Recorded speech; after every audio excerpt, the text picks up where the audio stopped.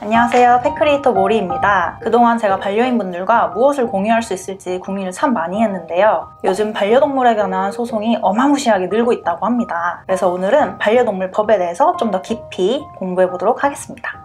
오늘은 동물 변호사이신 이찬 변호사님과 함께 관련 법에 대해서 더 자세히 알아보도록 하겠습니다. 법은 변호사에게, 동물 관련 법은 동물 변호사에게. 변호사님 안녕하세요. 안녕하세요. 오셔서 정말 반갑습니다. 네. 자기소개 한번 부탁드릴게요. 네, 저는 이찬 변호사입니다. 현재 법무법인 GS에서 근무하고 있고 동물권 단체 케어의 자문 변호사로 활동하고 있습니다. 반갑습니다. 요즘 반려동물 관련 소송이 많이 늘고 있다고 들었는데 그래서 오늘 저희가 좀 그거에 대해서 많이 알아보고 싶어서 변호사님을 모셨거든요. 저희가 사연을 앞으로 쭉 읽어볼 건데 거기에 대해서 답변을 좀 부탁드리겠습니다. 예, 알겠습니다. 그럼 오늘 사연 한번 읽어볼까요? 집 주변에 강아지 번식 농장이 하나 있는 것 같은데요. 지나가다 보면 가끔 너무 끔찍한 느낌이 들어요. 그곳에 있는 강아지들을 보면 오랫동안 먹이지도 않고 씻기지도 않고 그대로 방치하고 있는 것 같은데요. 어디에 고발해야 할까요? 주인을 처벌할 수 있는 방법은 없나요? 지나가다 보면 강아지를 키우는 견주로서 너무 마음이 아파요. 이게 사실 저도 이런 경우가 있었거든요. 근데 막상 그 장면을 마주치면 어떻게 해야 될지를 사실 잘 모르겠더라고요. 이런 사연들도 저도 참 많이 접했던 사연들이라 혹시 어떻게 해야 되는지 좀 말씀을 해주실 수 있을까요? 그래서 우선 어떻게 해야 될지를 알려면 법이 어떻게 규정되는지를 알아야 될 건데 동물보호법 69조에 따르면은 반려동물을 번식해서 판매하는 동물 생산업자 그리고 반려동물을 구입해서 알선 또는 중개하려고 하는 동물 판매업자 이런 사람들은 지방자치단체장의 허가를 받아야 합니다. 허가를 받고 나서는 동물보호법 제78조에 따라서 동물보호 생산업자나 동물 판매업자는 동물을 안전하고 위생적으로 사육관리 또는 보호해야 하고 동물의 건강과 안전을 위해서 동물병원과의 적절한 연계를 확보해야 하며 노화나 질병이 있는 동물을 유기하거나 폐기할 목적으로 거래하면 안 되고 동물의 분뇨, 사체 등은 관계 법령에 따라서 적정하게 처리하도록 하는 의무를 부과하고 있거든요. 특히 동물 생산업자 같은 경우에는 원령이 12개월 미만인 개, 고양이는 교배 또는 출산시키면 안 되고 약품 등을 사용해서 인위적으로 동물의 발정을 유도하는 행위를 하면 안 됩니다. 그리고 동물의 특성에 따라서 정기적으로 예방접종, 건강관리를 실시하고 기록해야 하는데 이런 의무사항을 제대로 지키고 있는지 여부를 알아보고 확인하면 되는 거겠죠. 근데 이런 걸 지키지 않는 사람들이 정말 많다라는 거죠. 정말 지키지 않는 사람이 많은 이유는 단속이 돼야 되는 단속할 수 있는 인력이나 장비나 여건들이 마련되어 있지 않기 때문에 사실상 그 주변 사람들의 민원이나 신고 등을 통해서만 확인할 수밖에 없는 게 실정이죠. 그러면 민원을 제기하려고 하는 사람들은 어떤 법에서 어떤 법을 어떻게 위반했는지를 알아야지 지방자치단체장이나 공무원들에게 신고를 할 수 있겠죠. 또 처벌을 당연히 받아야 하는데 이 나쁜 견주 이 사람에 대해서 어떤 법적 조치가 좀 있을 수 있을까요? 사연 속의 번식농장을 운영한 사람은 동물 생산업 그리고 또는 동물 판매업의 허가를 받았을 겁니다. 보통은 그렇고요. 허가를 받으려면 허가를 받을 때 필요한 여러 가지 이제 기준들이 있는데 일단은 허가 받을 때 통과해놓고 그 이후에는 잘 지키지 않으면서 이제 이런 상황들이 발생되는 건데 왜 잘 지키지 않냐 하면은 그런 것들 하나하나 다 지키면 돈이 많이 들기 때문에 역시 돈으로 귀결되는군요. 그러면은 그 사연 속의 번식농장 주인이 왜 이런 행동을 하느냐 그 사람의 머릿속에 어떤 인식이 있느냐 이 번식농장의 주인에게는 이 반려동물은 내 재산이고 물건이기 때문에 최대한 효율적으로 관리를 하려고 하는 거죠. 그리고 뭐 귀찮거나 힘들면 또 내버려둘 수도 있는 거고. 그렇죠. 그냥 팔아야 할 그냥 대상일 뿐이지 생명이라고 보지를 않으니까. 그렇죠.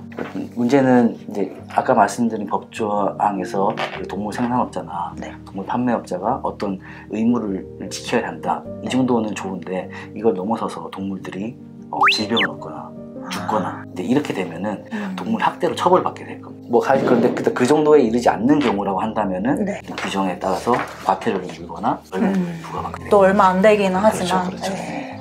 그리고 또 실제로 재작년에 또 양평에서 개와 고양 이거는 또 뭐죠? 재작년에 양평에서 개, 고양이를 1256마리를 아사시킨 아사시킨. 굶겨 죽인 60대 남성이 구속되고 실제로 형사처벌을 받았는데 법정 최고형인 징역 3년을 선고받았거든요. 1256말. 1256마리가 3년. 어떻게 나왔냐면 이분은 그 주변 인근 지역에서 동물을 생산하고 판매하는 사람들로부터 네. 개나 고양이를 한 마리당 만 원씩 받고 대신 처리해 주기로 한 거예요. 아, 저도 그런 이야기를 들어본 것 같아요. 자기 집 마당에 개들을 방치하고 심지어는 이제 큰 음식물 쓰레기통에다가 담아두고 적치하고 살아왔다고 해서 그게 냄새가 너무 나고 하다 보니까 주변 사람들이 의심을 하기 시작했던 거고 경찰이 현장을 출동해서 확인해보니 사체가 1256마리가 일단 나왔다는 거예요. 와, 1256마리를 그러면 1256만 원 일단 벌었겠죠? 그거는 좀 너무 화가 나네요. 아, 근데 3년을 선고를 받았다. 그렇죠. 그래서 이 사안의 중대성으로 보면 이 형량이 너무 작은데 그쵸.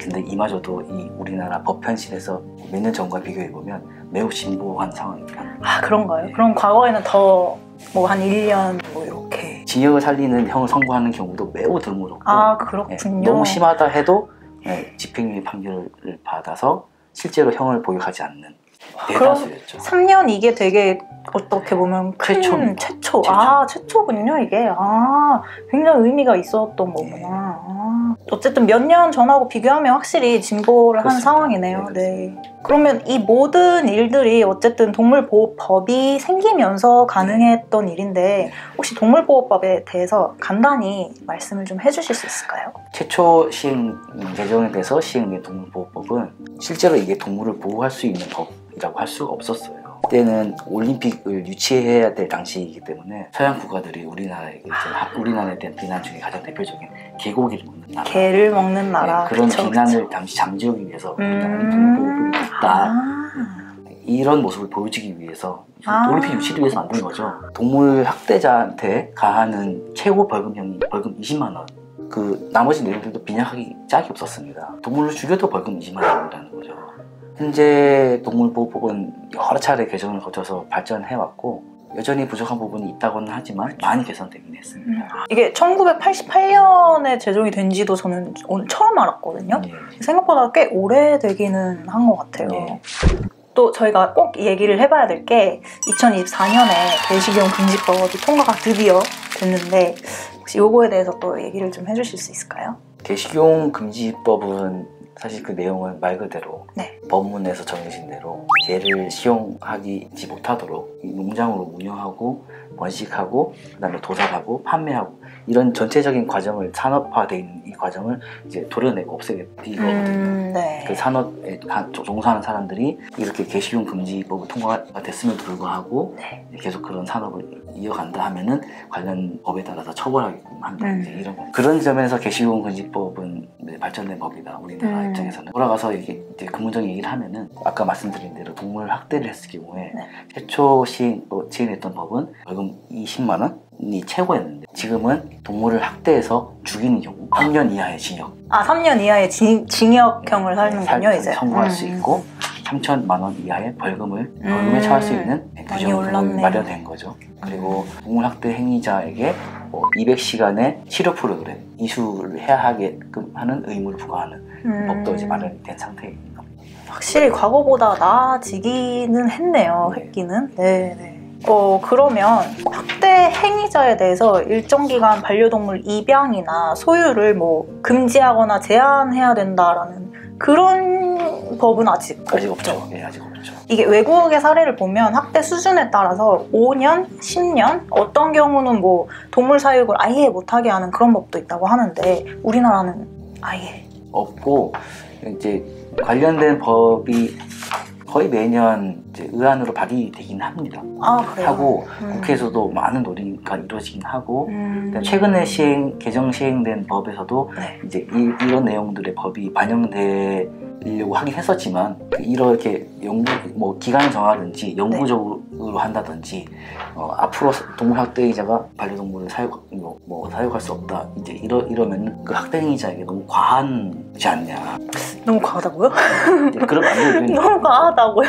이게 사실 그래서 예를 들면은 번식농장 주인을 예를 들자고 예를 들어서 이 사람이 한 3마리 정도의 반려동물을 동물을 키우고 있고 최대한 돌보려고 했는데 본인 스스로도 굶어 죽을 정도로 힘들어서 제대로 돌볼 수 없었다. 하지만 본인이 이 허가를 받아서 키우고 있던 동물들이 죽었다. 그럼 동물 학대가 됐는데 이 사람이 동물 학대자가 됐다고 해서 앞으로 반려동물을 키울 수도 없게 만들어 버린다. 이런 극단적인 예를 들었을 때 네. 와, 이제 이런 반대 의견이 있었고 그럼 좀 더 고민을 해보자. 사회적으로 좀 더 합의를 해보자. 그렇기 때문에 이번 개정법에는 반영되지 않고 일단 넘어갔었고 뭐 더 얘기를 해도 할 얘기들이 많죠. 그래도 논의가 되고 있다라는 거를 그렇죠. 네, 그거라도 정말 어떻게 보면 감지덕지인 상황인 것 같아요. 우리나라 상황에서 보면.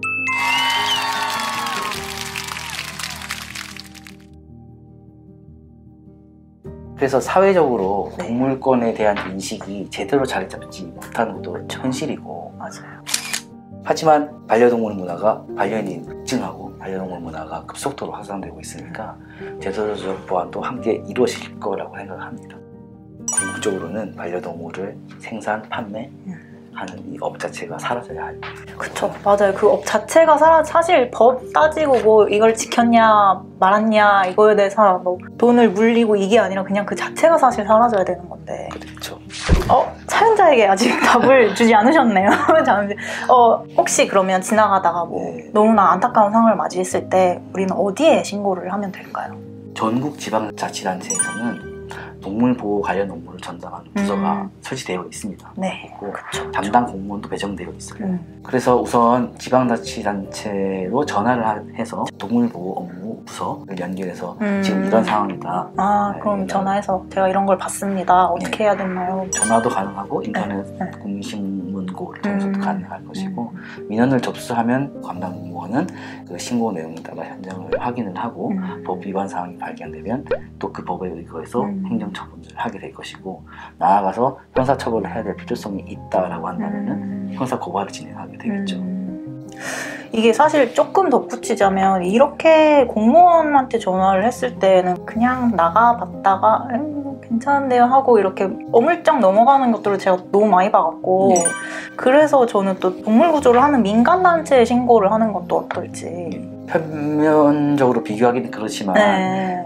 동물보호 관련된 업무를 하는 그 공무원들과 네. 민간단체의 동물 구조를 하는 동물보호 활동가들과 그 업무의 적극성이라고 해야 될까요? 제가 싸우는 걸 굉장히 많이 봤거든요. 적극성의 차원에서 확실히 차이가 있을 거고 하지만 누가 뭐라 해도 행정처분을 하거나 형사 고발을 하거나 할 수 있는 법적 권한을 가지고 있는 사람은 공무원이기 때문에 공무원을 설득을 해야 될 것이고 설득을 좀 하는 게 항상 필요하거든요. 담당 공무원이 현장을 확인하려고 나가는 사이에 동물 학대 정황이나 뭐 치워버린다거나 그럴 수도 있기 때문에 민원 신고를 하시기 전에 그 상황을 뭐 직접 영상을 촬영하시거나 사진을 찍어두시거나 증거를 확보해 두시면 담당 공무원이 행정처분을 하시는 데 있어서 좀 더 많은 도움이 되긴 할 겁니다.